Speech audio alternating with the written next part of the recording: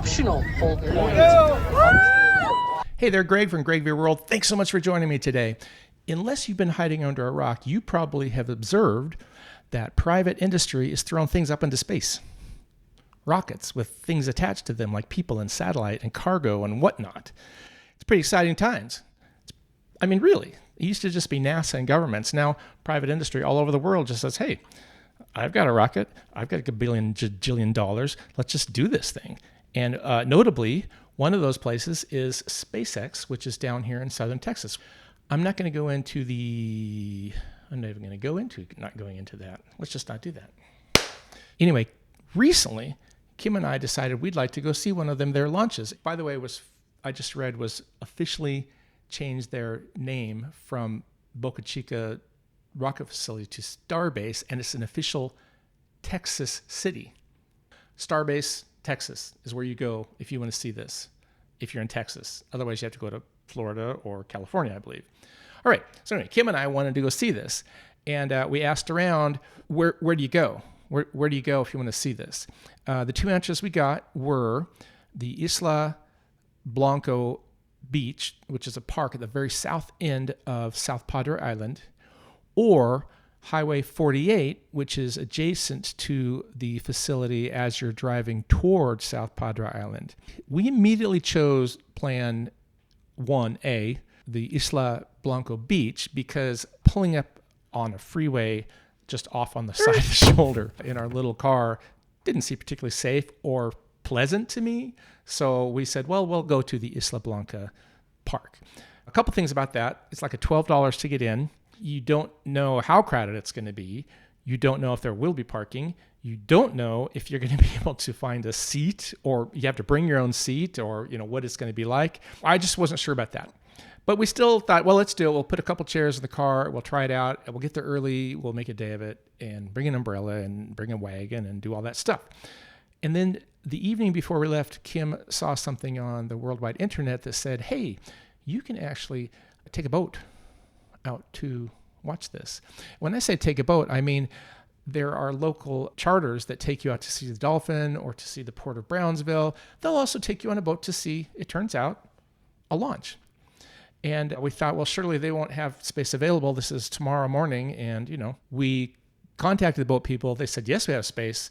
How much is it?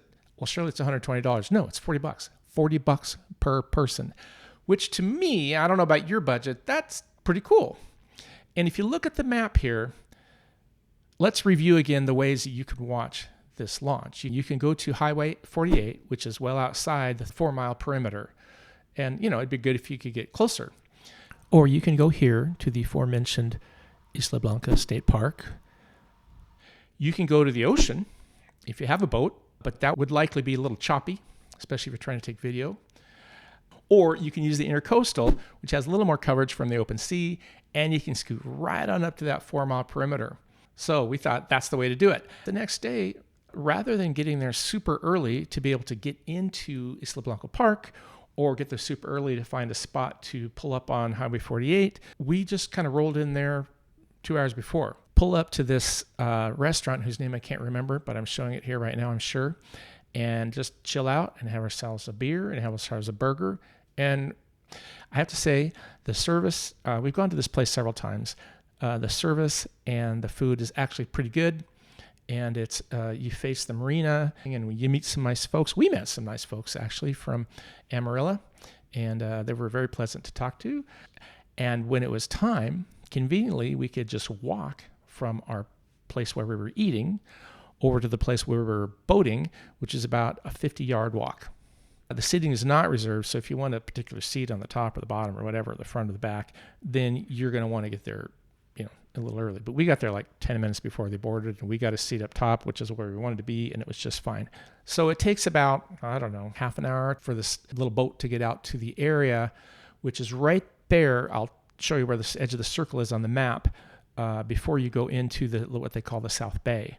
And you have a direct line of sight of the launch. You can see the launch pad and see the rocket sitting on the launch pad pretty clearly from where you are. Also, there was a whole flotilla of craft. right up on that line, and the local Coast Guard was making sure no one was crossing that invisible line, but it was definitely a border there because that was where everyone was stopping and going no further.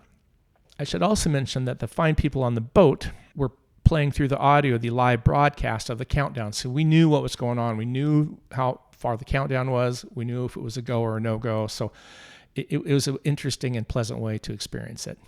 Then finally, the time came. It did not disappoint.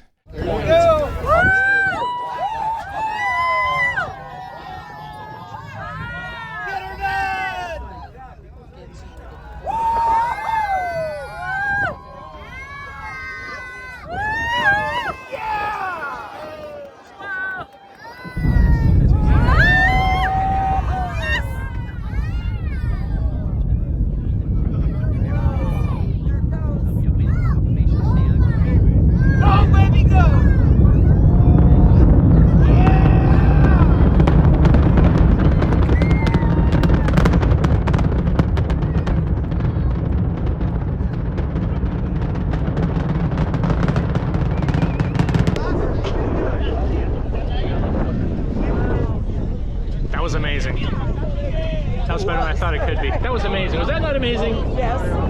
That was amazing. Oh my gosh. What a sight and what a feeling.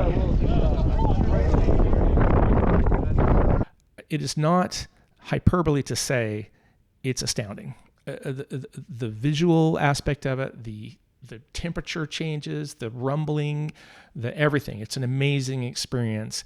And I highly recommend it to you if you're interested in that sort of thing, with provisos that I'll bring up in a second. And now don't forget, after this thing launches, a few minutes later, I think it was like 5 minutes later, the secondary rocket comes back down and gets grabbed by the little chopsticks, which is astounding to see, to even think that you could ever do. And I'll tell you right now, that thing doesn't lazily float down. It comes in hot and then stops like on a dime, and then the little chopsticks come out and grab it. And it is an amazing sight to behold.